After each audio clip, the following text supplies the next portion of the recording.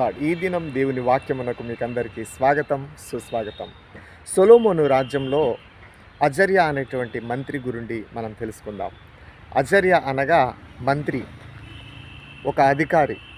సొలొమోను రాజ్యంలో సొలొమోను రాజగృహానికి ఆహార పదార్థాలు సరఫరా చేసే మంత్రులు 12 మంది ఉంటారు. ఆ 12 మంది 12 ఏరియాల్లో నుండి ఆహార పదార్థాలు ఒక్కొక్క నెలకు ఒక్కొక్క అధికారి ఆహార పదార్థాలను సరఫరా చేస్తూ ఉంటారు. అయితే ఈ అజర్యా అనేటటువంటి అధికారి ఆ 12 మంది అధికారులను పర్యవేక్షిస్తూ ఉంటాడు. మరి ఒక పాలకుడు. కాబట్టి మనకు కూడా దేవుడు ఆహార పదార్థాన్ని, నీరును, వర్షాన్ని సమకూరుస్తూ ఉన్నాడు సర్వ ప్రపంచానికి. మన ఆకలి తీరుతుంది, మన దాహం తీరుతుందంటే ఈరోజు దేవుడు. కాబట్టి ఆ దేవునిని మనం స్తుతిద్దాం. అంతేకాకుండా సొలొమోను గవర్నమెంట్లో ఒక రహస్య సలహాదారు కూడా ఉన్నట్లుగా మనం చూస్తూ ఉన్నాం. ఇప్పటికి కూడా దేశంలో సలహాదారులు ఉంటారు కదా, దేశ ప్రధానికి, రాజులకు సలహాదారులు ఉంటారు. ఇక్కడ సొలొమోను రాజ్యంలో జూబూద్ అనేటటువంటి ఒక సలహాదారుడు ఉన్నాడు. అతడు రహస్య సలహాదారుడు జూబూద్. ఇతని పేరు జూబూద్. 1వ రాజుల గ్రంథము 4వ అధ్యాయము 5వ వచనంలో ఈ విషయం రాయబడి ఉంది. ఇది చూడండి, ఆధ్యాత్మిక మరమైనటువంటి మరియు ప్రభుత్వ వ్యవహారాలలో పాల్గొంటూ ఉంటాడు ఇతను. రాజుకి ఈ జూబుద్ అనేటటువంటి వ్యక్తి ఒక రహస్య సలహాదారుడు మరియు మంచి స్నేహితుడు, రాజు సన్నిధిలో ఉంటాడు. కాబట్టి మన జీవితంలో కూడా మనకు మంచి సలహాలు అవసరం. మంచి సలహాలు ఇచ్చేవారిని మనం కోల్పోవద్దు. మంచి సలహాలు ఇచ్చేవారు మనకు ఉండాలి. మంచి సలహాలు మన జీవితాన్ని బాగు చేస్తాయి. మంచి నిర్ణయాలు మనం తీసుకోవాలని దేవుడు కోరుకుంటున్నాడు. దేవుడు ఆలోచనకర్త అని కూడా బైబిల్లో ఉంది.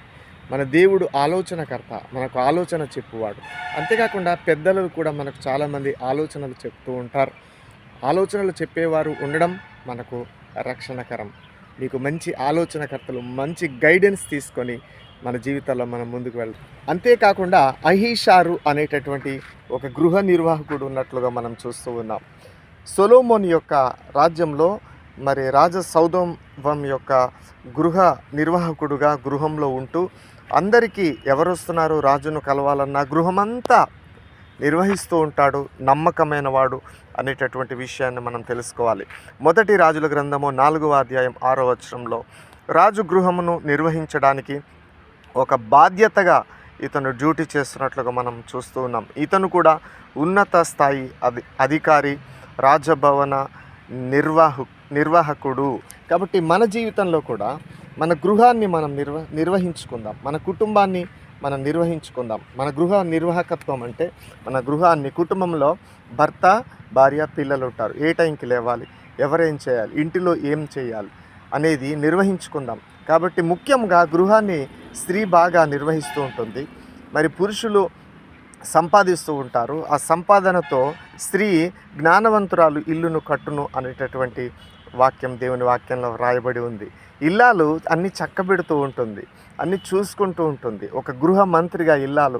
అంతేకాకుండా గృహ నిర్వాహకత్వంలో ఇంట్లో కుటుంబ ప్రార్థన, వ్యక్తిగత ప్రార్థన, ఆలన పాలన, ఆకలి దప్పిక, ఇవన్నీ కూడా స్త్రీ చూస్తూ ఉంటుంది. కాబట్టి గొప్ప బాధ్యత దేవుడు స్త్రీకి ఇచ్చాడు.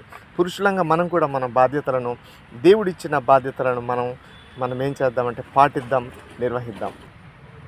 ఆ తర్వాత ఇంకొక వ్యక్తి ఉన్నారు సొలొమోను రాజ్యంలో. అతను అదోనీరాము డ్యూటీ ఏమిటంటే ట్యాక్స్ కలెక్టర్. ట్యాక్స్ కలెక్టర్ అంటే మీకు తెలుసు కదా, ఇప్పుడు మనం కొన్న ప్రతి వస్తువు మీద ట్యాక్స్ ఉంటుంది, మనం అమ్మే ప్రతి దాని మీద కూడా ట్యాక్స్ ఉంటుంది. సొలొమోను రాజ్యంలో కూడా ఇంకా పక్కపక్కల రాజ్యాల నుండి ట్యాక్స్ అనేది వసూలు చేసేవాళ్ళు. ఆ ట్యాక్స్ వసూలు చేసి సొలొమోను రాజ్యానికి వాళ్ళు ట్యాక్స్ కట్టేవాళ్ళు. ఆ ట్యాక్స్ని వసూలు చేసే బాధ్యత అదోనీరాము చేసేవాడు. 1 రాజుల గ్రంథము 4వ అధ్యాయం 6వ వచనంలో చూసినట్లయితే ఈ విషయం రాయబడి ఉంది. ఒకవేళ వారు ట్యాక్స్ కట్టకపోతే వారు మనుషులు వచ్చి బలవంతంగా తీసుకొని వచ్చేవాళ్ళు. తీసుకొని వచ్చి అక్కడ సొలొమోను రాజ్యంలో వాళ్ళు వర్క్ చేయించుకోలేరు, శ్రమను వసూలు చేసేవాళ్ళు. డబ్బులు కట్టకపోతే శ్రమను వసూలు చేసేవారు. కాబట్టి మనం కూడా మనకు ట్యాక్స్ అనేది పలు సందర్భాల్లో మనం కడుతూ ఉన్నాం గవర్నమెంట్కి. కాబట్టి మనం ట్యాక్స్ కట్టాలి. మరి అంతేకాకుండా మనం దేవునికి ఇవ్వవలసినవి దేవునికి ఇవ్వాలి. దేవునికి ఇవ్వవలసినవి దశమ భాగము, ప్రతిష్ఠ అర్పణ, ప్రథమ ఫలము, మరి భౌతికంగా కూడా దేవునికి ఇవ్వాలి. ఇది దేవుని నిబంధన. అబ్రహాం దేవుడికి ఇచ్చాడు, ఆశీర్వదించబడ్డాడు. అబ్రహాము మరి కుమారుడైన యాకోబు కూడా దేవునికి ఇచ్చినట్లుగా మనం చూస్తున్నాం. దేవునికి ఇచ్చుటలో, ఇతరులకు ఇచ్చుటలో మనం ఆశీర్వదించబడతాం. అంతేకాకుండా సొలొమోను రాజ్యంలో 12 మంది అధికారులు ఉన్నట్లు మనం చూస్తూ ఉన్నాం. ఈ 12 మంది అధికారులు 12 ప్రాంతాల్లో వాళ్ళు ఏం చేస్తున్నారంటే ప్రభుత్వం యొక్క నిధులు నిర్వహిస్తూ ఉన్నారు. అధికారులుగా నిర్వహించి ఒక్కొక్క నెల ఒక్కొక్క అధికారి రాజు యొక్క గృహానికి, రాజు యొక్క పురానికి ఆహార పదార్థాలను సరఫరా చేసే అధికారులుగా ఉన్నట్లుగా మనం చూస్తూ ఉన్నాం. ఒక్కొక్క అధికారి ఆహార పదార్థాలను సరఫరా మరి చేస్తూ ఉంటారు ఒక్కొక్క నెలలో. కాబట్టి 12 మంది అధికారులు కూడా తమ బాధ్యతలను నిర్వహిస్తూ ఉన్నారు. మనకు కూడా ఒక రాజు ఉన్నారు. ఆ యేసు ప్రభు యొక్క బాధ్యతలను మనం నిర్వహించాలి. యేసు ప్రభు చెప్పిన పని చేయాలి. ఆయన ఏం చెప్పాడు? నీతిగా యథార్థంగా జీవించు, సంతోషంగా జీవించు, దేవుని వాక్యంతోనే నువ్వు కలిసి నడువు, విశ్వాసంతోనే నువ్వు కలిసి నడవాలి, పరిశుద్ధాత్మతో నింపాలి, నశించే వారిని నువ్వు రక్షించాలి, నీ కుటుంబాన్ని నువ్వు రక్షించాలి, నీ గ్రామాన్ని నువ్వు రక్షించాలి, ప్రభువు కొరకు నువ్వు సమర్పించుకొని జీవించాలి అని దేవుడు చెప్పాడు. అంతేకాకుండా కష్టపడి నువ్వు ఉద్యోగం చేయాలి, కష్టపడి వ్యాపారం చేయాలి, కష్టపడి వ్యవసాయం చేయాలి.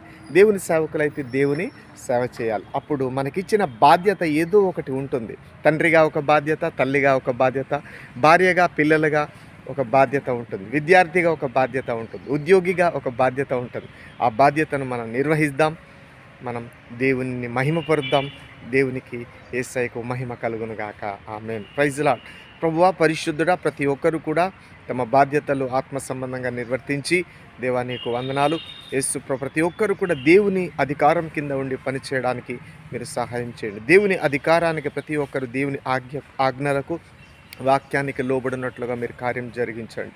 సహాయం చేయమని, కృప చూపించమని, సాక్షులుగా, బోధకులుగా, గాయకులుగా, పరిచారకులుగా వాడుకోమని, అంతేకాకుండా ప్రతి కుటుంబాన్ని, ప్రతి బ్రదర్ని, ప్రతి వ్యక్తిని ఏం చేసినా ఆశీర్వదించి రక్షించి కాపాడుమని, ఎండవేళ సహాయం చేయమని యేసునామంలో ప్రార్థించుకుంటాం. ఆమేన్. Praise lord. అందరికీ వందనాలు. ఈ ఛానల్ని మీరు సబ్స్క్రైబ్ చేస్తూ ఉండండి, లైక్ చేస్తూ ఉండండి. ఇది దేవుని ఛానల్, ప్రాముఖ్యంగా దేవుని గురించి వివరించే ఛానల్ కాబట్టి దేవుని వాక్యానికి మీరు షేర్ చేయండి, దేవుని వాక్యానికి మీరు లైక్ చేయండి, దేవుని వాక్యాన్ని మీరు సబ్స్క్రైబ్ చేసుకోండి ఛానల్ని. దేవుడు మిమ్మల్ని బహుగా ఆశీర్వదించును గాక.